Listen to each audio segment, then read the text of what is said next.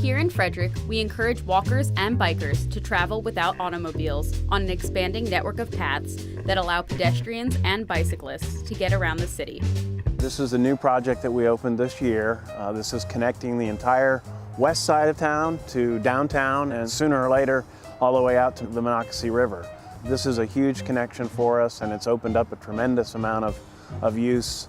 We've been doing periodic counts over the weekends and have had as many as 70 to 90 people an hour coming through this area on the weekends. Well, in the community here, I would say I wanted to share with you that we're really thrilled to see now that there is a new crossing going across East Street. And it's now a lot easier to cross the center where the MARC train stations are. So that's fantastic. There are connecting trails and specially designed features to accommodate all sorts of people who make their way without an automobile, those who may use bicycles, wheelchairs, canes, or service animals. There are several traffic devices that help people share the road. Those include marked crosswalks, designated bicycle paths, and specific pedestrian crossing signals. With cyclists, one of the traffic control devices that we use are called sharrows, which are shared lane markings. And they help the cyclist know where he or she is supposed to be on the lane. And it also helps motorists be aware of the fact that this is an area where you will be seeing cyclists. In many of our intersections, we have signalized crossings for pedestrians. So if you're hearing impaired, you can see the crossing controls with your eyes. And in some cases, we have signals that are actually audible as well. Wait.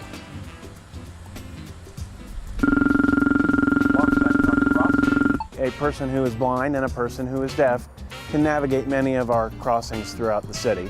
And then, of course, for persons in wheelchairs, there are the landing strips, as they call them, at the intersections for where they can feel where they need to stop before going into the street. The healthful, environmentally positive alternatives to automobiles come with responsibilities just as serious as those for drivers. Pedestrians and bicyclists are both required to follow the rules of the road, specifically when it comes to traffic control devices. Pedestrians need to understand that they should be crossing at a crosswalk if it is available, and in some cases the law actually requires them to cross at a crosswalk.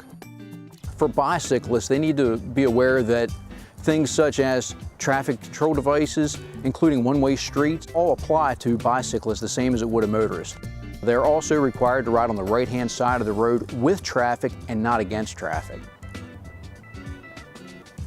Many people may not be aware that when you pass a cyclist, you are supposed to stay at least 3 feet away from the bicycle.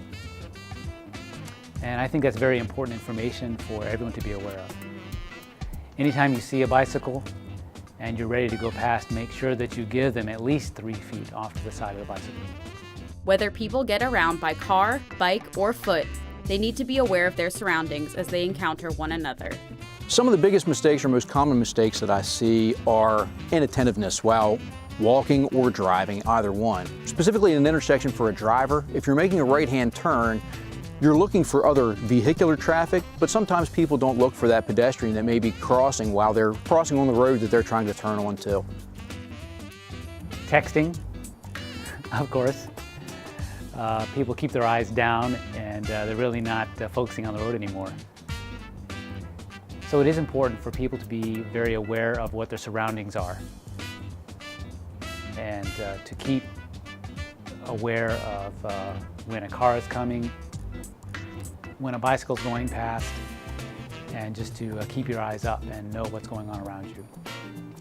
The most common mistakes that I see with drivers as well as pedestrians is that. Well, as far as pedestrians are concerned, not crossing in a crosswalk, mid-block crossings are what they're referred to, not obeying the crosswalk when it's controlled. Those are common mistakes, and same thing goes for drivers. They'll roll stop signs and not pay attention to pedestrians and crosswalks. Everyone just needs to follow the rules. Quiet automobiles obviously take away your ability to hear those vehicles coming, or at least greatly reduce it. This becomes more of a concern if the vehicle's approaching you from behind, specifically on a bicycle where you're riding with traffic. So it is something that you definitely have to be cautious and aware of, and the drivers of those electric vehicles need to be cognizant that their vehicle may not be as readily recognized by other people in the roadway. Drivers, consider what it is like for the members of the community who have a different way of getting around. Maybe they don't hear or see well, or use a wheelchair.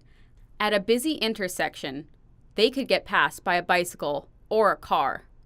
They might not hear or see it coming, or might not be able to get out of the way.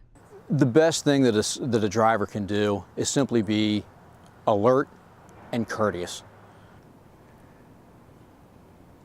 Of course, one of the most common experiences as we're walking on the sidewalks, I would say, is all of a sudden you have a bicyclist that just whizzes past you, and it can be a big surprise for us because we're not going to be able to hear them coming.